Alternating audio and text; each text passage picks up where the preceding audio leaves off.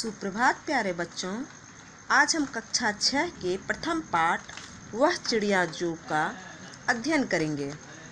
यह कविता केदारनाथ अग्रवाल द्वारा रचित है।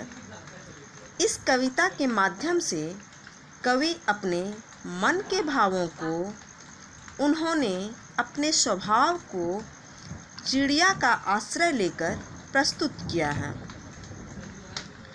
या उन्होंने यह बताने की कोशिश की है कि हमें अपने अंदर किन किन गुणों का विकास करना चाहिए।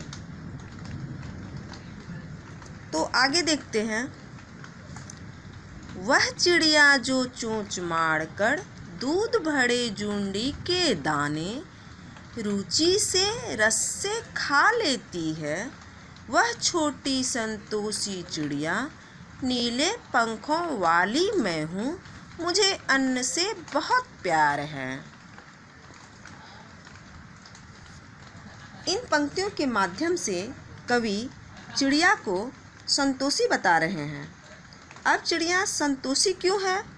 तो चिड़िया चोंच मारकर जुंडी यानी ज्वार बाजरे के दूध भरे दाने अर्थात कच्चे दाने जो रस से भरे हुए हैं उन्हें रुचि से खा लेती है। चिड़िया जिसके पंख नीले हैं वह कहती है मुझे अन्न से बहुत प्यार है।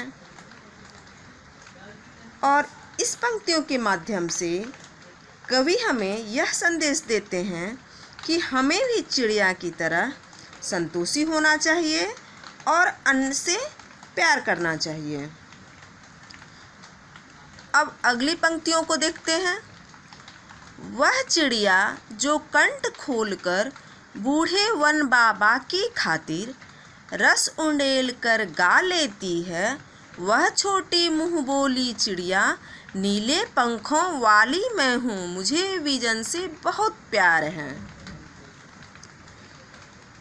इन पंक्तियों का भाव है चिड़िया को वैसे तो विजन अर्थात एकांत से बहुत प्यार है, फिर भी वह बूढ़े वन बाबा यानी जंगल के एकांकीपन को दूर करने के लिए कंठ खोलकर मधुर आवाज़ में उन्मुक्त भाव से गा लेती है।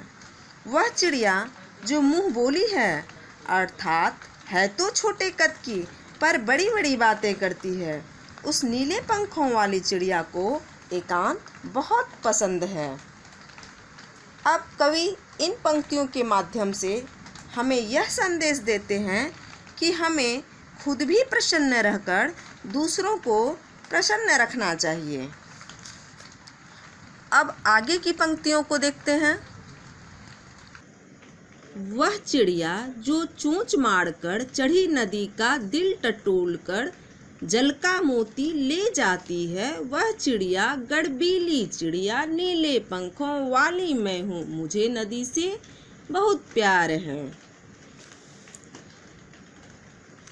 इन पंक्तियों का भाव है चिड़िया इतनी साहसी है कि वह उफनती नदियों से भी चोंच मारकर जल की बूंदों को चोंच में ले आती है। साहस से भरे होने के कारण इसे अपने पर काफ़ी गर्व है। यह नीले पंखों वाली चिड़िया कहती है उसे नदी से बहुत प्यार है। तो यह पंक्तियाँ हमें संदेश देती हैं कि हमें साहसी होना चाहिए, किसी भी कठिन परिस्थिति में हमें डटकर मुकाबला करना चाहिए। धन्यवाद।